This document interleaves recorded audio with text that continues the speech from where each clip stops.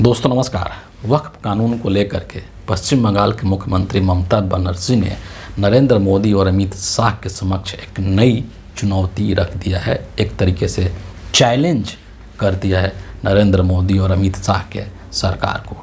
ये जो वक्फ बिल था वो कानून बन चुका है, क्योंकि ये संसद से पास हो चुका है और इस पर राष्ट्रपति का सिग्नेचर भी हो चुका है।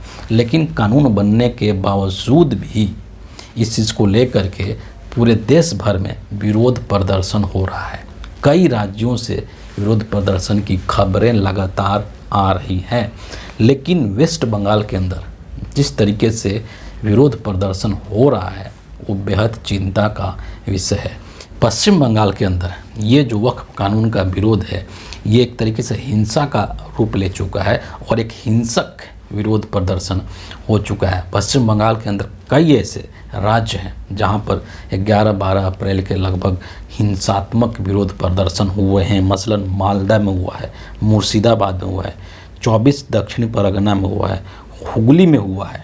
इन सभी जगहों पर हिंसक विरोध प्रदर्शन हुआ है और ये रिजल्ट हुआ है इस चीज़ का कि जो पुलिस की गाड़ियां हैं उसके ऊपर भी अटैक किया गया है, उस पर आग लगाई गई है, तमाम तरीके की जान माल का नुकसान हुआ है। लेकिन जो मुर्शिदाबाद के अंदर जिस तरीके से ये प्रदर्शन हुआ है वो बेहद ही चिंता का विषय है, क्योंकि वहाँ पर जो रिपोर्ट्स निकल करके आ रहे हैं कि उसमें कई सारे लोगों की मृत्यु भी हो चुकी है और कई सारे लोग घायल भी हो चुके हैं। एक तरीके से जान माल की नुकसान भी हो रहा है और इस तरीके की खबरें भी चलाई जा रही है कि वहाँ से जो लोग हैं, खास करके हिंदुओं के बारे में खबर चलाई जा रही है कि हिंदू वहाँ से डर के मारे भाग रहे हैं।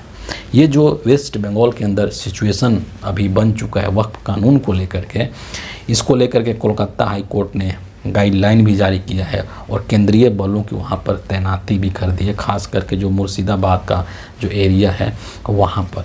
लेकिन ये जो चल रहा है बंगाल के अंदर, वेस्ट बंगाल के अंदर, इसके ऊपर ममता बनर्जी ने जो बात कही है वो बेहद महत्वपूर्ण है और एक तरीके से उन्होंने ये जो हिंसात्मक घटनाएं हो रही हैं, लोग जो कर रहे हैं, इसको उन्होंने रोकने की अपील की है, शांति की अपील लोगों से की है और लोगों से ये कहा है, रिक्वेस्ट किया है कि आप लोग जो है शांति बनाए रखें, हिंसा नहीं करें।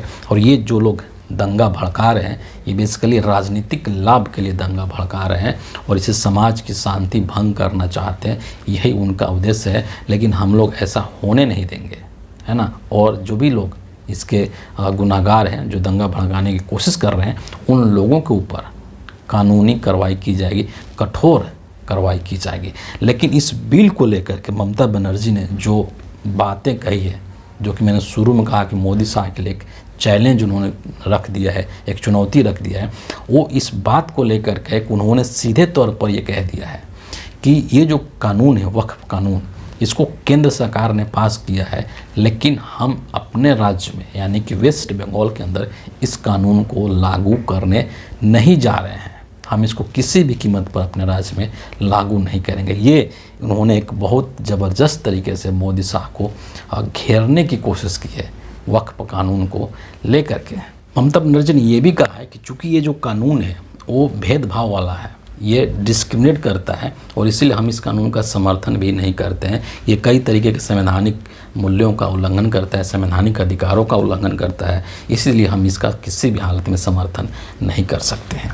लेकिन एक चीज़ यहाँ पर जो बहुत महत्वपूर्ण है वो ये है कि हर हालत में ममता बनर्जी को वेस्ट बंगाल के अंदर जो हिंसा हो रही है, जो हिंसात्मक प्रदर्शन हो रहा है, उसको हर हालत में ममता बनर्जी को रोकना होगा, क्योंकि अगर वो नहीं रोकती हैं तो ये कहीं ना कहीं एक तरीके से बीजेपी के पक्ष में जाता हुआ दिखाई देगा। बीजेपी के लोग, नरेंद्र मोदी हों या अमित शाह हों या तमाम बीजेपी के जो लोग हैं, वो इस कानून को जब लेकर के आए, इसको संसद में इस बिल को लेकर आए, ये कानून बना, तो उनको उस तरीके से रिएक्शन नहीं मिल रहा था जो सोच लेकर के वो आए थे कि ये कानून जब बन जाएगा तो पूरे देश भर में एक हिंदू मुस्लिम का एक तरीके से पोलराइजेशन होगा, ध्रुवीकरण होगा और इसको लेकर के बहुत ज़्यादा हो हल्ला होगा। लेकिन उनको उस तरीके का रिएक्शन नहीं मिल रहा था जिस तरीके के रिएक्शंस का वो उम्मीद लगा करके बैठे थे। तब फिर उन्होंने क्या किया, उन्होंने एक चाल चली, लोगों को कहते हैं ना कि उकसाने की कोशिश करी। और आपने देखा होगा सोशल मीडिया के ऊपर कई सारे ऐसे पोस्टर्स, होर्डिंग्स लोगों ने शेयर किया कि देश के कई ऐसे बड़े नेताओं के पोस्टर्स लगाए गए और उस पर लिखा गया कि चूँकि ये लोग वक्फ बिल का समर्थन नहीं किए इसलिए ये लोग गद्दार हैं। राहुल गांधी के ऐसे पोस्टर्स लगाए गए, अखिलेश यादव के ऐसे पोस्टर्स लगाए गए, आम आदमी पार्टी के जो संजय सिंह है उनको भी उस तरीके से पोस्टर्स लगाए गए, उस पर गद्दार लिखा गया। आरजेडी के जो नेता हैं, तेजस्वी यादव हैं या फिर मीसा भारती हैं, इनके भी इस तरीके के पोस्टर्स लगाए गए और उसके ऊपर गद्दार लिखा गया। ये पोस्टरबाजी करके बीजेपी के लोग आखिर करना क्या चाहते हैं, इनका उद्देश्य क्या है? इनका उद्देश्य यही है कि इससे लोगों के जो इमोशंस है उसको कुरेदिए और कुरेद करके उसको जगाइए कि लोग हिंदू मुस्लिम करें, हिंदू मुस्लिम करें। इसको एक जो नैरेटिव है बीजेपी का हिंदू मुस्लिम का, उसको कहीं ना कहीं ये लोग उभारने की कोशिश कर रहे हैं इस पोस्टर्स को लगा करके। वरना आप सोचिए कि इस देश में 1947 के बाद सदन के अंदर, लोकसभा के अंदर, राज्यसभा के अंदर कितने बिल आए, उस पर कितने लोगों ने समर्थन किया, कितने लोगों ने उसका विरोध किया। यहाँ पर एक बहुत मामूली सा सवाल है कि क्या किसी भी बिल का विरोध करने वाला व्यक्ति इस देश के लिए गद्दार कहलाएगा? तो इस हिसाब से तो जितने भी भाजपाई हैं वो सबसे अधिक गद्दार वही हो जाएंगे, क्योंकि आज़ादी के बाद से अगर 1947 के बाद से अभी तक आप देखें तो इस देश में मैक्सिमम टाइम तक कांग्रेस पार्टी की सरकार रही है और बीजेपी के जो लोग हैं, बीजेपी जो पार्टी है वो अपोजिशन में रही है और तमाम चीज़ों का विरोध बीजेपी ने किया है, संसद से लेकर के सड़क तक। कितने बिलों का विरोध किया होगा बीजेपी ने? इसका मतलब क्या है कि पूरी बीजेपी की जो पार्टी है वो गद्दार है? ये कोई बनता है लॉजिक इस तरीके का?